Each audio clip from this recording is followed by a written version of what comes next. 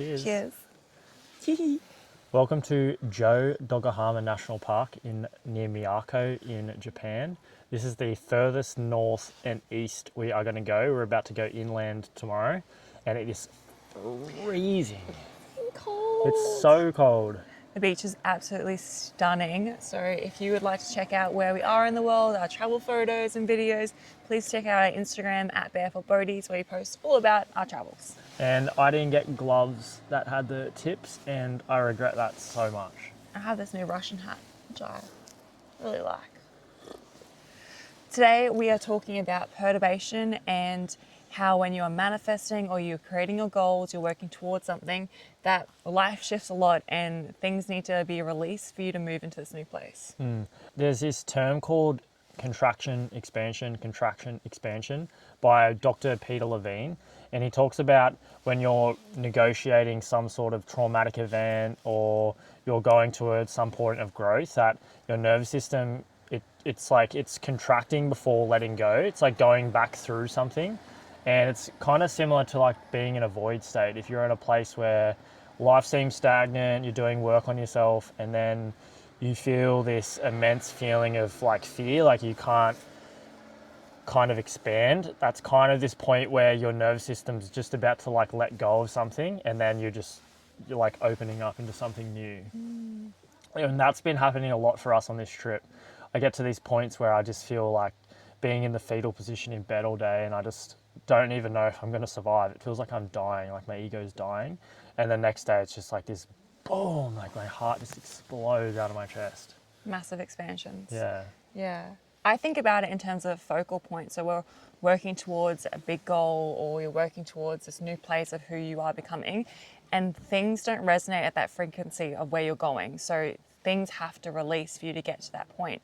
And that's why we see when we are moving towards a massive goal that things start getting really challenging. They start presenting themselves because they're still trying to cling on to the life that you used to know rather than where you're going. Because for example, you're trying to get healthy or lose weight or become spiritual. Things need to be released for you to get to that place. And addiction is a really big one that comes up, or any form of seeking joy outside of yourself when you are trying to do these really good things for yourself. Especially if it's a health kick, for example, you know, those cravings pop up that you want to go back to the old way of living, and that's trying to keep you in that stuck frequency. But where you're going, that stuff can't live there. So that process of getting rid of all of that is hard. It feels like death. Yeah, it's really important that if you're in a place where, say, you are trying to give up an addiction, let's use the example alcohol. Alcohol is something that I've given up from the past, and when you're at this place where you feel like you've just about gotten through it and you're like, oh, why am I still feeling these addictions? It's literally just an energetic release. And if you can stay strong in that point where you don't want to fall back into that addiction, because that's where the addiction's like coming up to the surface to be released. If you can stay strong, get through that, then the expansion happens, and that's like that addiction is just like energetically gone forever. Like you might not physically be like living out that addiction still, but there's still that energetic remnants of that behavior. So it does take time to get to that place. We can't just undo our old behaviors in an instant, you know, or we live in a physical realm with time and objects and physical reality. So it does take a while to get to that new place, but it can be faster if we know that process and we understand that those pains that are coming up are trying to be released.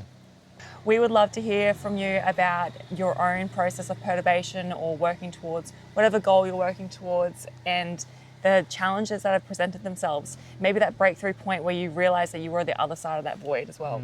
Yeah, definitely keep going. If you're in a place where that energetic thing didn't release and you fell back into a habit, it's okay. Just keep going, and it will definitely more than likely come up to be released again. And at that point, you might be strong enough to just let it go. And that's, I guess, growth. It's like sometimes it's not linear. It's like always up and down. You know, sometimes you fall back into old habits, and that's just definitely being human. You've got to be kind to yourself and compassionate. Yeah. We've been chatting kind of fast because it is starting to rain and it's getting heavier, so we need to wrap this up. Again, if you'd like to see more of our travels, follow us on Instagram, and like and subscribe. We'll see you tomorrow for another coffee chat. Okay. Bye. See ya.